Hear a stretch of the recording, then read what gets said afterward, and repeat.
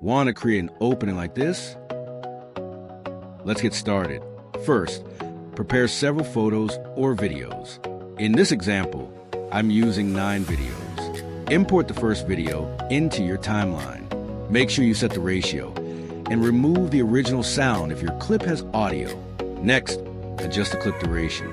Here, I'm using 8 frames. Add keyframes at the beginning, middle, and end of the clip on the first keyframe. Set the scale to 130% on the middle keyframe. Set the scale to 110%. Leave the last keyframe as it is. Then add keyframes to the blend section, matching the same positions. Set the opacity to 0 on the first and last keyframes.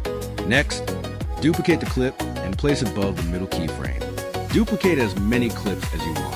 After that, replace each duplicated clip with the videos you prepared earlier. Then duplicate the first clip again and place it at the very end. Extend the duration based on your preference. Set the opacity on the last keyframe to 100%. Play the video to see the result. And that's it.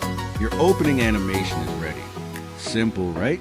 In the next video, we'll learn more editing techniques to improve your videos.